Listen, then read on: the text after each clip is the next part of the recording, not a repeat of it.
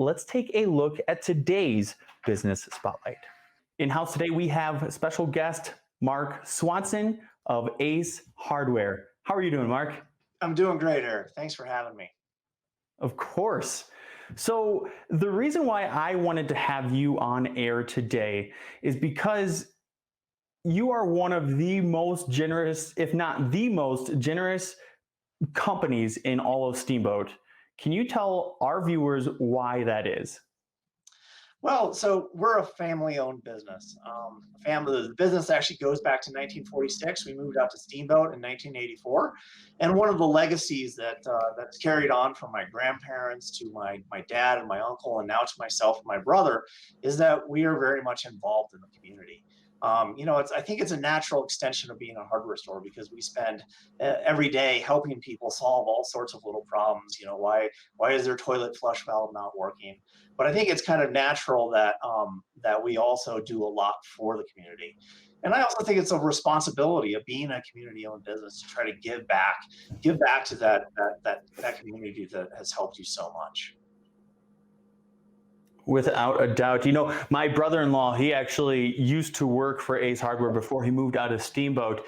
I remember he would catch a bus at like 6 o'clock in the morning and ride it 40 minutes just to get to Ace Hardware. And then he'd work an 8-hour shift and then ride a 40-minute bus ride back. And I said, hey, there's businesses you can walk to that are really close. Why don't you work for any of those? And he told me, Eric, I work at Ace Hardware because I love it. I feel like I'm part of a family there. And it resonated with me. Yep. Yeah, really, I think that I say it's a family-owned business, but really, it is a family business, and everybody that works here is part of that. And I'm very proud of that fact. Talk to my employees, and they're happy to be working at the business. And I think one of the reasons is that they feel that the business cares for the community and that it is part of the community. And so that is something that I'm definitely proud of, and really would like to thank the community for making all of this possible. Because without them, who are you?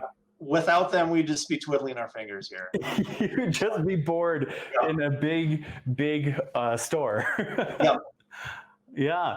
So before we started recording, you had told me a little bit about a donation that you've made most recently, which really made me super excited for today's conversation with you. So can you tell me about that donation that you've made recently?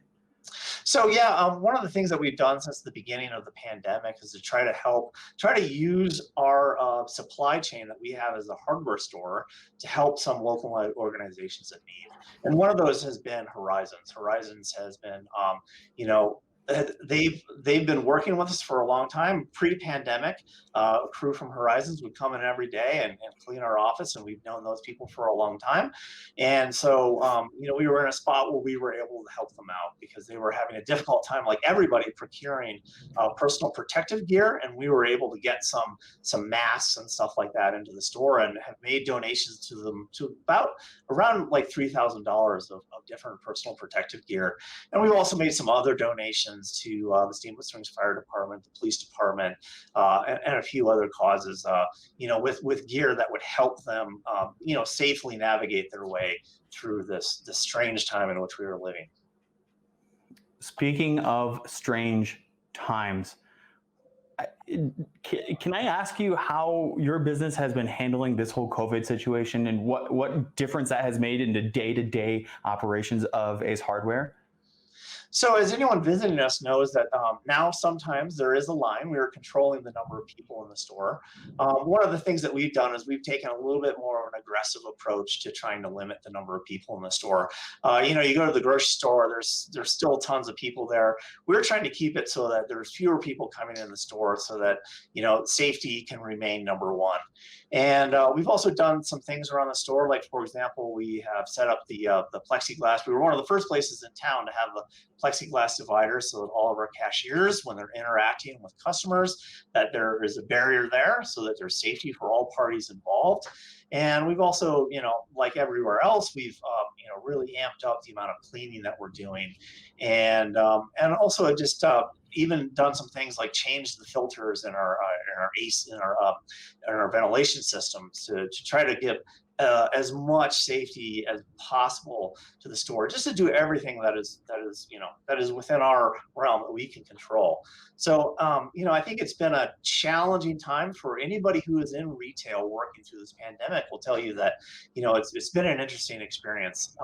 What I'm really happy about is that we just have the most amazing staff, and we've gotten a lot of feedback from customers who say that when we come in your store, we feel safe.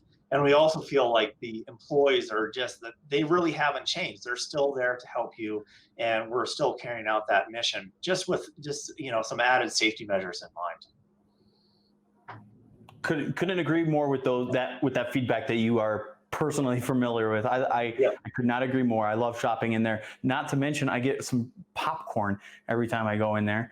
Are you guys still doing popcorn at the moment? Popcorn, sadly, has been a victim of the pandemic, and we have put the popcorn machine away for a while.